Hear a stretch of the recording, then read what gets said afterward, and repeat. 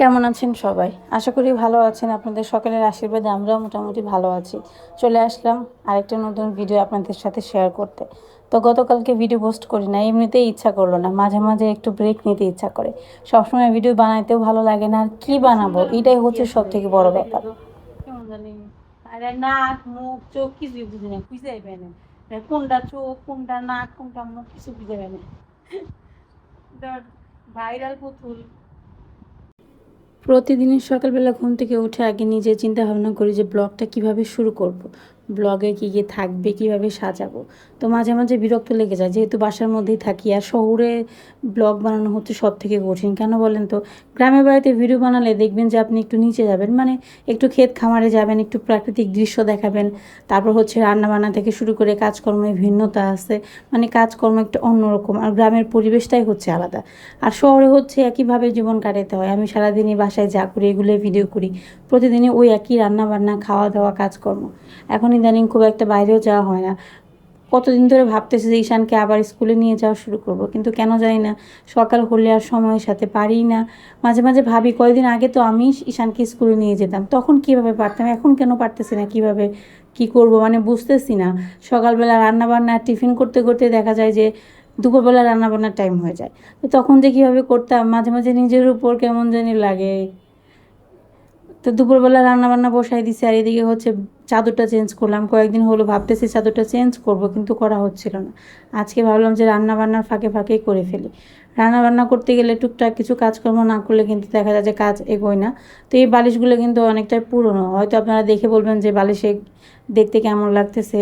বালিশের উপরে যে মেইন যে কাভারটা থাকে, যেটার ভেতরে আর কি তুলাগুলো থাকে, সেগুলো তো আর ধোয়া যায় না। ওগুলো দেখা যায় যে নোংরা হয়ে যায়। দেখতে পাচ্ছেন এই বালিশটা কেমন লাগতেছে দেখতে, বাজে লাগতেছে না দেখতে? কাভার পরালে হয়তো এটা দেখা যায় না, কিন্তু কাভার খুললে খুবই বাজে লাগে, আমার নিজের কাছেই বাজে লাগে। তো এখানে হচ্ছে চাদরটা চেঞ্জ করলাম। আমার মেয়ের হচ্ছে আবার পরীক্ষা শুরু হবে, সেমিস্টার পরীক্ষা। তোর হচ্ছে 3টা পরীক্ষা হয়, 3টা না সরি 4টা পরীক্ষা। প্রথমে হচ্ছে মিড টার্ম পরীক্ষা হয়, তারপর হচ্ছে সেমিস্টার মানে প্রথম সেমিস্টার, তারপর আবার সেকেন্ড মিড টার্ম পরীক্ষা হবে, তারপর হচ্ছে বার্ষিক পরীক্ষা। মানে পরীক্ষা বলেন একটা দিতে দিতে আরেক পরীক্ষা চলে আসছে। এই যে প্রথম সেমিস্টার পরীক্ষার প্রিপারেশন নিচ্ছি, এইটা দেওয়ার পরপরই আবার সেকেন্ড মিড টার্ম পরীক্ষা দিতে হবে। মানে মাঝে মাঝে নিজের কাছে বিরক্ত লাগে। ওর কাছে কেন লাগবে না বলেন? বাচ্চাদের কেন এত পরীক্ষা থাকা দরকার আছে, আর এতগুলো সাবজেক্ট, মানে নিজেরই বিরক্ত লাগে। যাই হোক, এখানে হচ্ছে সয়াবিনের তরকারি রান্না করব। একজন দিদি চেয়েছিল, আজকে হয়তো রেসিপি এভাবে করবো না। গতকালকে হচ্ছে মাংস রান্না করেছিলাম, সেই ভিডিওটা আর করা হয়নি। তো আজকে হচ্ছে একটু হালকা পাতলা করে সয়াবিনের তরকারি রান্না করবো। আজকে সবজি দিয়ে করবো হচ্ছে পটল দিয়ে সয়াবিনের তরকারি। আপনারা কখনো খেয়েছেন কিনা জানি না, এটা খেতে ভালো লাগে।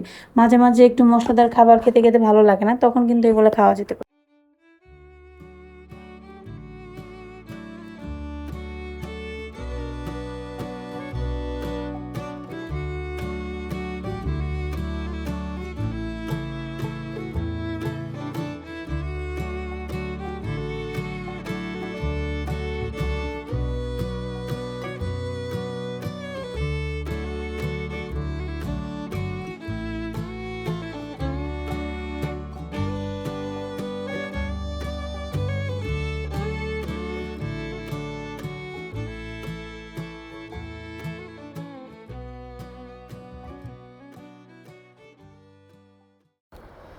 তো রান্নাবান্না শুরু করছি। রান্না করবো হচ্ছে কাঁকরোল ভাজা আর হচ্ছে মুগের ডাল। তো মুগের ডাল রান্না করলে আমি সবজি দিয়ে রান্না করি। আমার কাছে খালি মুগ ডালের চাইতে একটু সবজি দিয়ে রান্না করতে ভালো লাগে। আর নিরামিষের মধ্যে একটা ভাজির আইটেম আর একটা ডালের আইটেম না থাকলে না পেট ভরে না। নিরামিষ খেতে আমি খুব একটা পছন্দ করি না, সত্যি কথা বলতে। তবে মাছও রেগুলার খেতে ভালো লাগে না। ভালো লাগে মাছ খেতে, কিন্তু প্রতিদিনই কি আর মাছ খেতে ইচ্ছা করে বলেন? সপ্তাহে 2 দিন নিরামিষ খাওয়াটা কিন্তু স্বাভাবিক। তবে নিরামিষ খাওয়াটা আমার কাছে আগে আরও বেশি অপছন্দের ছিল। যখন থেকে আমি ভিডিওতে বলছিলাম একদিন যে নিরামিষ আমার একদম ভালো লাগে না, নিরামিষ রান্না করলে পরে খেতে ভালো লাগে না, খেতে স্বাদ হয় না। তো কয়েকজন দিদি আমাকে বলছিল যে নিরামিষ রান্না করার শেষে একটু ঘি দেওয়ার জন্য। তো ঘি দেওয়ার পর এত টেস্ট ভালো আসে, মানে তখন থেকে বুঝলাম যে আসলে নিরামিষের আসল টেস্ট হচ্ছে ঘিয়ের মধ্যে। ঘি আপনি যে কোনো রেসিপিতে ব্যবহার করবেন নিরামিষের ক্ষেত্রে, খেতে এত ভালো লাগে। বিশেষ করে হচ্ছে পেঁপের তরকারি রান্না করলে, শুধু পেঁপে দিয়ে আমরা যেটাকে বলি পেঁপে বটি, লাউ বটি, এই টাইপের তরকারি বা পাঁচমিশালি নিরামিষ তরকারিতে দিলে খুব ভাল লাগে। এরপর থেকে নিরামিষটা আমার মানে পছন্দের তালিকায় যোগ হয়েছে। এবং তার সাথে হচ্ছে আমার কাছে ভোগের খাবার এত ভালো লাগে, মানে যে কোনো পূজার ভোগের খাবার, যেমন ঢাকাতে ইস্কন মন্দিরে যে খাবারগুলো হয়, বিভিন্ন রকমের আইটেমের খাবারগুলো এত স্বাদ হয়। তারপর হচ্ছে যদি আরেকটা কথা বলি, যেমন বাংলাদেশের বারোদি লোকনাথের মন্দির, বাবারে বাবা, সত্যি কথা বলতে এত স্বাদের খাবার, মানে অন্যরকম সুস্বাদু খাবার। পৃথিবীতে নিরামিষ খাবার যদি সুস্বাদু হয়ে থাকে, আমি আমার জীবন থেকে বলবো, অবশ্যই অন্য কারোর কথা বলবো না, আমি জীবনে এত সুস্বাদু খাবার কখনোই খাই নাই। যেটা খেয়েছি বারোদি, যে শুধুমাত্র ডাল চালের ভাত সাথে হচ্ছে আলু সেদ্ধ, এত ঘ্রাণ আর এত সুস্বাদু হয় খাবার। সত্যি ভগবানের কৃপা যে কী পরিমাণ, এই সমস্ত জিনিস কাছে গেলে বা না উপভোগ করলে একদমই বোঝা যায় না। সত্যি এত ভালো লাগে খেতে ওই প্রসাদটা, কিন্তু কখনোই আছে না যে তৃপ্তি সহকারে একটু বেশি করে খাওয়া বা পাওয়া, সেটা হয় না, কারণ আমাদের এখান থেকে যেতে অনেকটাই সময় লাগে, দূর, এবং যেতেও পারি না। কিন্তু আমি খেয়েছিলাম হচ্ছে একবার, হচ্ছে আমার এক ননদের বাড়ি ছিল হচ্ছে বারোদির কাছাকাছি, তো ওইখানে গিয়েছিলাম, ওইখানে উনি আর এখন থাকে না। তো তখন গিয়েছিলাম, তখন গিয়ে খাইছিলাম, প্রথমবার খাইছিলাম, এত ভালো লাগছিল, ওইটার স্বাদ আমার এখনও মুখে লেগে গেছে। সত্যি নিরামিষ যদি রান্না করতে পারে, যে নিরামিষের মধ্যে অনেক স্বাদ, আমিষের চাইতেও বেশি স্বাদ, কিন্তু আমরা আসলে পারি না, সত্যি কথা বলতে। আমি তো পারি না, আপনারা অবশ্যই পারেন। যাই হোক, আমি আমার মতো করে রান্না করতেছি। প্রথমে হচ্ছে সয়াবিনটা একটু সেদ্ধ করে নিয়েছি, তারপর হলুদ মরিচ লবণ আর একটু তেল দিয়ে সয়াবিনটাকে মাখিয়ে তারপর ভেজে নিলাম। যেহেতু নিরামিষ রান্না করতেছি, আজকে মশলা খুবই কম ব্যবহার করব। আপনারা যদি আমিষের দিন খান, তাহলে এখানে পেঁয়াজ রসুন সব ব্যবহার করতে পারবেন, মাংসের মতো রান্না করতে পারবেন, সমস্যা নাই। তো এখানে তেল দিলাম, দিব হচ্ছে জিরে ফোড়ন। আর আজকে আমি শুধুমাত্র জিরে গুঁড়া দিয়েই রান্না করব, কাঁচা জিরে বাটা, আদা বাটা এই সমস্ত কিছুই ব্যবহার করব না। ওই যে আপনাদেরকে বললাম, গতকালকে মাংস রান্না করছিলাম, মাংস খাইছে, আজকে আর কোনো মশলা জাতীয় রেসিপি খাইতে ইচ্ছা করতেছে না। মাংস রান্না করলে পরের দিন আর মশলা জাতীয় খাবার খাইতে ইচ্ছা করে না, ওই দিন মনে হয় যে একটু পাতলা মশলা কম দিয়ে রান্না করে খায়। তো এর জন্য আজকে শুধুমাত্র জিরা দিয়ে রান্না করব, ভাজা জিরা দিয়ে। তো এদিকে হচ্ছে তেলে ফোড়ন দেওয়ার পর এখানে ছোট ছোট করে আলু কেটে নিয়েছি, আলুটা প্রথমে ভাজবো। যেহেতু আলু একটু শক্ত হয়, এর জন্য আলুটা প্রথমে ভেজে নিতে হবে অবশ্যই। এরপর হচ্ছে শুধুমাত্র আলু দিয়েও কিন্তু সয়া নাগেটটা রান্না করা যায়। এটা হচ্ছে প্রচুর পরিমাণে প্রোটিন সমৃদ্ধ একটা খাবার। নিরামিষের মধ্যে খেলে, মানে সবজি খেলে আমরা মনে করি যে আমাদের শরীর হয়তো দুর্বল লাগবে, আমরা হয়তো প্রোটিনটা পাবো না, সেক্ষেত্রে এই সয়াবিনের তরকারিটা কিন্তু আপনারা খেতে পারেন। তারপর হচ্ছে সানা বা অনেকে বলে পনির, যেটা আমার কাছে খুব ভালো লাগে, আমার বর খুব একটা পছন্দ করে না, আমি খুব একটা রান্নাও করতে পারি না ভালো করে, এজন্য কখনো খাওয়া হয় না। আর রান্না করতে গেলে ছানা বানাইতে হয়, ভেজাল লাগে, আমার কাছে ভালো লাগে না।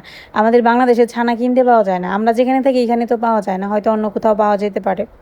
যেমন আমি ইন্ডিয়াতে দেখছি সবাই ছানা কিনে কিনে রান্না করে, মানে কিনতে পাওয়া যায় আর কি, তো আমাদের এখানে ওইরকম পাওয়া যায় না। এর জন্য ছানা তরকারি খেতে হলে ছানা নিজে বানিয়ে তারপর রান্না করে খাইতে হয়, এর জন্য ভেজাল মনে হয়, খাইতে ইচ্ছা করে না। তো এদিকে হচ্ছে আলু পটলটা ভেজে এর মধ্যে সয়াবিনটা দিয়ে দিয়েছি, এখন হলুদ মরিচ লবণ দিব। আজকে এমনভাবে রান্না করতেছি, এই রেসিপিটা দেখে আমি জানি আপনার একদমই পছন্দ হবে না, কারণ এর মধ্যে তেমন কোনো মশলাই ব্যবহার করা হচ্ছে না। তবে এই রান্নাটা খেতে কিন্তু ভালো লাগে। যারা একটু হালকা রান্না খেতে পছন্দ করেন, সবজি দিয়ে মাছের ঝোল বা সবজির তরকারি, তারা এটা খেতে পারেন। আর যারা সবসময় মশলার খাবার খেতে পছন্দ করেন, তাদেরকে আমি বলবো, আপনারা যদি এটা রান্না করেন, আমার রেসিপিটা ফলো করেন, তাহলে আপনারা এখানে জিরে বাটা, ধনিয়া বাটা, রাঁধুনি, মৌরি সব ধরনের মশলা ব্যবহার করতে পারবেন। মশলা কোনো ব্যাপার না, আপনি শুধু রান্নার টেকনিকটা দেখেন বা রেসিপিটা ফলো করেন, তারপর হচ্ছে আপনি যে কোনো মশলা ব্যবহার করে রান্না করতে পারবেন। এই তো হয়ে গেছে, এখন সবশেষে দিব হচ্ছে জিরে গুঁড়া। তো ভাজা জিরে গুঁড়া করে নিয়েছি, ব্যাস আমার রান্না মোটামুটি কমপ্লিট।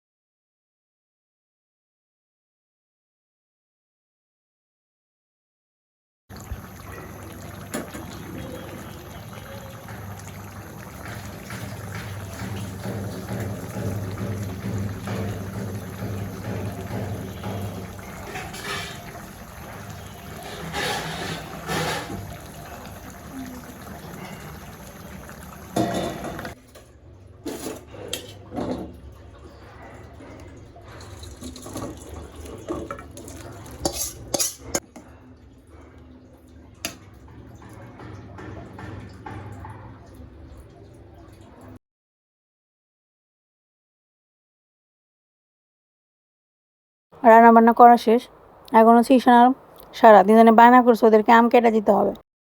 তো দুজনকে আম কেটে দিচ্ছি। এখন সারা বলে আমি এমনি এমনি খাবো না, আমি ভর্তা বানিয়ে খাবো।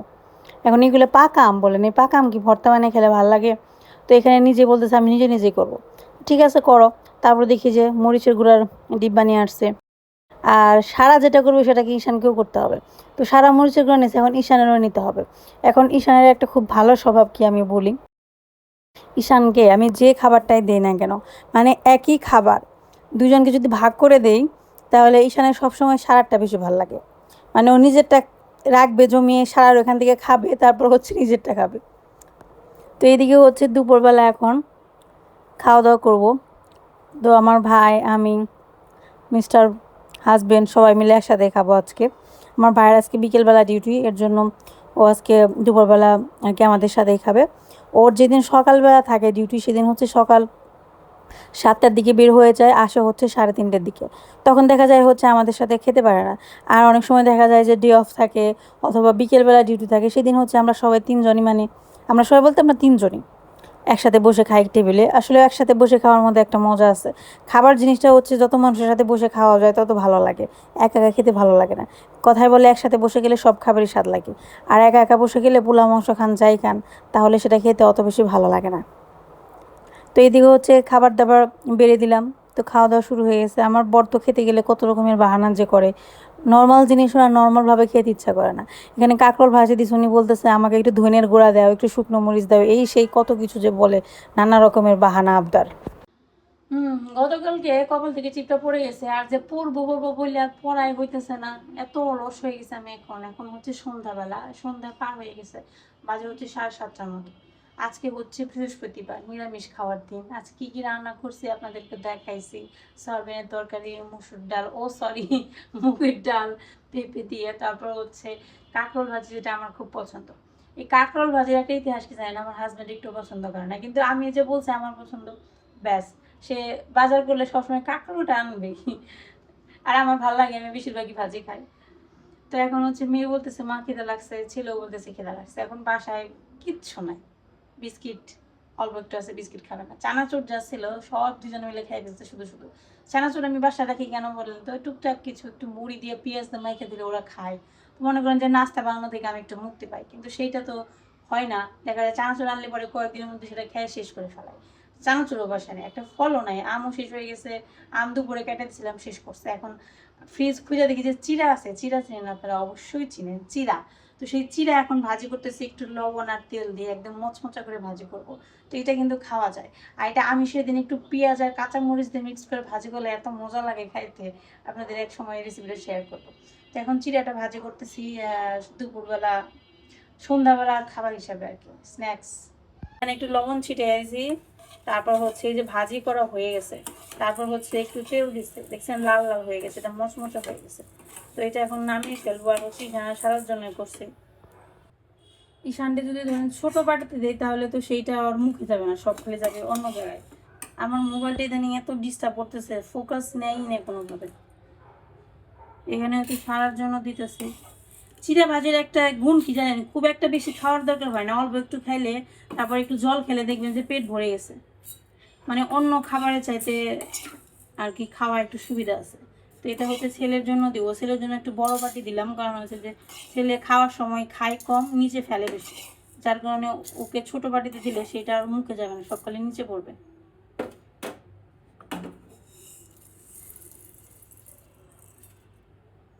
এই তো এ হচ্ছে সন্ধ্যাবেলার স্ন্যাক্স। তো এটা হচ্ছে ঈশান বাবুকে দিয়ে আসি, সাথে ঈশান বাবুর বাবাও আছে, জানে একটু খাইবো। কি স্যার আপনার কি খিদে লাগছে? খিদে লাগছে আপনার? এই যে এরকম হাত দিও না, এটা তোমার জন্য আনছি। এটা কুচকুচ করে খাও, বাবার একটু দিও, ঠিক আছে? হাত দিও না, গরম। এক রুম থেকে এতগুলো বাটি নিয়ে আসলাম, এইগুলো বাটি কিন্তু ধোয়া বাটি, এইগুলোতে ওরা খেলছে দেখছেন। এভাবে আমার জ্বালাতন করে এতগুলো বাটি এখন নষ্ট করছে, এগুলো আমার ধুইতে হবে না, বলেন তো কেমন লাগে? এইভাবে জিনিসপত্র শুধুমাত্র সারাদিনই নোংরা করতে থাকে। তো সারামণি তো পরীক্ষা আসতেছে, এর জন্য সারামণি খুব ব্যস্ত লেখাপড়া নিয়ে। আগে খেও না, এটা গরম আছে, একটু ঠান্ডা হয়নি, ঠিক আছে? আপাতত আজকে এটা দিয়ে কাজ চালাও নাকি? এটা দিয়ে আজকে কাজ চালাও, আগামীকালকে ফল টল কিছু কিনে এনে রাখবো না, চানাচুর আনবো না। ওটা দেখে আপনাদের মনে হবে জীবনে কোনোদিন আমি পরিষ্কার করি না, এত বেশি নোংরা। এটা হচ্ছে কি বলেন তো, ঈশান বাবুর কাজ। সারাদিনই এই আয়নার মধ্যে এসে হাত দিয়ে নষ্ট করে। এই যে দেখেন এইটা কেন হইতেছে বুঝতেছে না। বৃষ্টির দিন দেখে নাকি এটা কিন্তু কাঠের, তারপরে যে কেমন জানি একটু ফাঙ্গাস ফাঙ্গাস পড়ে। এখানে জিনিসপত্র রাখি, ফাঙ্গাস পড়লে কেমন লাগে বলেন তো। এটা কিন্তু নতুন, খুব একটা পুরনো না। এই যে আমি যখন আলাদা বাসা নিলাম তখনই হচ্ছে যে সবগুলো ফার্নিচার আমি কিনছি কি মানে আমার হাজব্যান্ড কিনে দিছে। যাই হোক, আমার যা ওনার যা আমার তা, দেখেন তো, দেখছেন কি অবস্থা, দেখছেন পুরা ভিতরের যে অংশ পুরোটার মধ্যে যেরকম ফাঙ্গাস পড়ে গেছে। মাঝে মাঝে পরিষ্কার করে দেয়, এরপর 2 দিন পরে আবার হয়।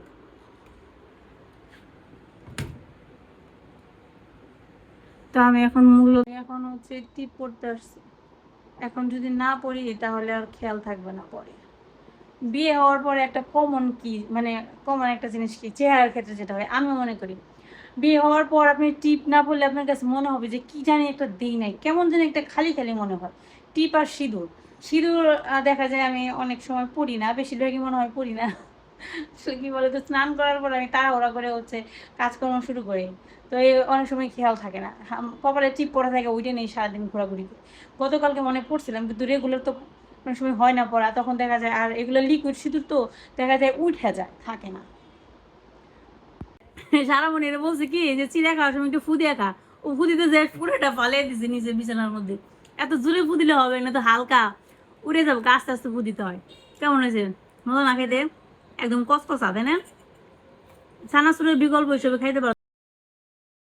চানাচুরের চাইতে ভালো, কারণ চানাচুর খেলে পেটে সমস্যা হয়, সাথে সাথে লুজ মোশন হয়ে যায় চানাচুর খাওয়ার সাথে সাথেই, পেটে একটা কামড় দেয়। কিন্তু এগুলা হচ্ছে নিজেরা বানাইছি তো সেফ বেশি। হ্যাঁ, তো আজকে ভিডিওটা এই পর্যন্তই। কেমন লাগলো বলবেন সবাই। ধন্যবাদ সবাইকে, দেখা হবে নেক্সট ভিডিওতে। টাটা সবাইকে, 8:30 দাও তো।